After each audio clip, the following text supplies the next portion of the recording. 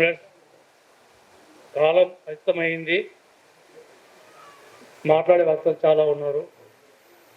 మనం గమ్యస్థానంలో పోయి ఏదైతే ఇప్పుడు ఈ సమావేశంలో మాట్లాడుకుంటున్నటువంటి ఈ కర్తవ్య దీక్షల్లో ప్రతిన భూని ఏదైతే భూమి భుక్తి పీడిత ప్రజాముక్తి ధ్యేయంగా జల్ జంగల్ జమీన్ ఇజ్జత్ పోరాటాల్లో ఈ దేశానికే విప్లవ వసంత మేఘ గర్జనకు కారకులైనటువంటి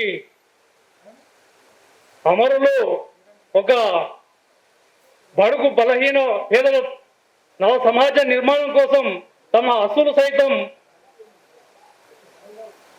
తృణప్రాయంగా మనకు అందించి ఈ కర్తవ్య దీక్షలో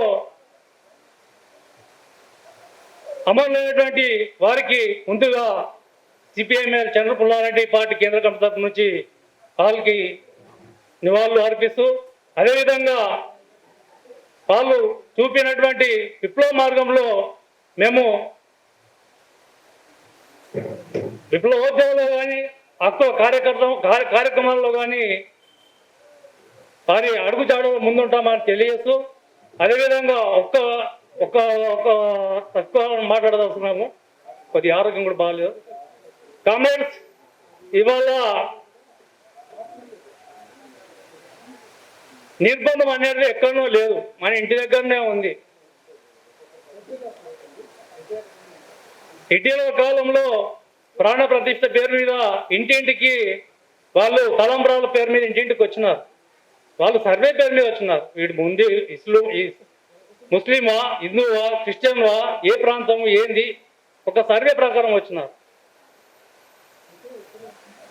సరే, అది ఏది ఏమైనప్పటికీ వాడు మనల్ని 100% ఉన్నటువంటి అశేషమైనటువంటి జనాభాను మీరు మనుషులే కాదని గుర్తించట్లేదు. ఫస్ట్గా వాని మన ధర్మశాస్త్రం ప్రకారం పకడ్బందీగా ఉన్నాడు. మీరు మనుషులే కావాలంటున్నాడు. వాడు రాసుకున్నటువంటి తీరులో ఆర్ఎస్ఎస్ నాజీజాన్ని, ఫాసిజాన్ని రాసుకున్నటువంటి హిట్లరిజాన్ని వాళ్ళు నరనారో జీర్ణించుకొని పకడ్బందీగా ప్లాన్ చేసి వాళ్ళు వాళ్ళ వ్యవస్థ నడుపుతా ఉన్నారు. అని అర్థం చేసుకోవాలి. ఇవాళ ఈ యుద్ధం అనేది ఫస్ట్ది కాదు, లాస్ట్ది కాదు. ఇది ఒక మోడీకి సంబంధించిన విషయం కాదు. ఒక క్రమప్రదీకరణ పరంగా విశ్వ హిందూ పరిషత్ కానీ, ఆర్ఎస్ఎస్ కానీ వాళ్ళు నడుపుతున్నటువంటి యుద్ధంలో ఇది ఒక భాగమే. కాబట్టి వీటికి వ్యతిరేకంగా ఏదైతే ఆపరేషన్ గ్రీన్ నెట్ మొదలుకొని ఇవాళ ఛత్తీస్గఢ్, జార్ఖండ్, ఉత్తరాంచల్, వనాంచల్, వెస్ట్ బెంగాల్, ఒరిస్సా దండకరణం పూర్తిగా మొదలుకొట్టి అక్కడ మావోయిస్టులు ఓకే, మరి ఇలా భీమ కోరేగావులు ఎవరున్నారు, ఇవాళ హైదరాబాద్లో ఎవరున్నారు, లేకుంటే మిగతా పట్టణ ప్రాంతాల్లో, గ్రామీణ ప్రాంతాల్లో హక్కుల కార్యకర్తల మీద తాడో పోడో దేశద్రోహం, నల్ల చట్టాలు ఇవన్నీ ఎక్కడి నుంచి వస్తున్నాయి? ఇవాళ మనం బ్రతికున్నా కూడా నోరు నుండి మాట్లాడలేని వాళ్ళుగా, చేతుల నుండి చేపట్టిన వాళ్ళుగా, మనసు నుండి కూడా కదలలేని ఒక రోబో సిస్టమ్ లాగా 5 ఏళ్ళలో కోటేసిన వారిగా మార్చి వేసినారు. ఈ విధంగా ఈ వ్యవస్థను కన్వర్ట్ చేసినారు. ఎక్కడైనా ఉద్యమాలు జరుగుతున్నాయంటే అది అంచడానికి రకరకాలుగా వాళ్ళు ఉద్యమాల్ని విధంగా ఈ దాదాపు 1 నెల మాసంలోనే ఒక 120 మందిని కొట్టన పెట్టుకున్నారు అంటారంటే ఇదో పాకిస్తాన్, ఇజ్రాయెల్లో అప్పుడప్పుడు మెయిన్ స్ట్రీమ్ మీడియా చూపిస్తుంటుంది. అంతకైనా ఘోరంగా జరుగుతూ ఉన్నది. ఇవాళ మణిపూర్ మొదలుకొని వాళ్ళ దండకరణ మొత్తం కూడా ఇవాళ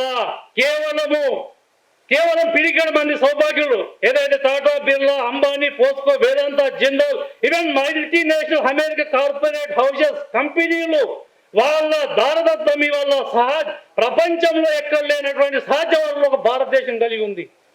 ఈ భారతదేశంలో దోసుకెళ్ళడానికి ఉండాలంటే ఇవాళ ఆపరేషన్ గ్రీన్ హ్యాండ్ పేర్ల మీద ఇవాళ అడవుల మీద పడి అపారమైన ముడి ఖనిజ సంపదలు, నిధి నిక్షేపాలు కలిగి ఉన్నటువంటి ఆ ప్రాంతాలన్నింటినీ కూడా భయాంపితులు చేసి మావోయిస్టుల పేరు మీద ఆదివాసులను చంపుతూ వాళ్ళు ఒక విధంగా ఇవాళ ఈ ఆపరేషన్ సమాధానం పేరు మీద కానీ కరార్ పేరు మీద కానీ ఒక ప్రచండ యుద్ధం ప్రకటించారు.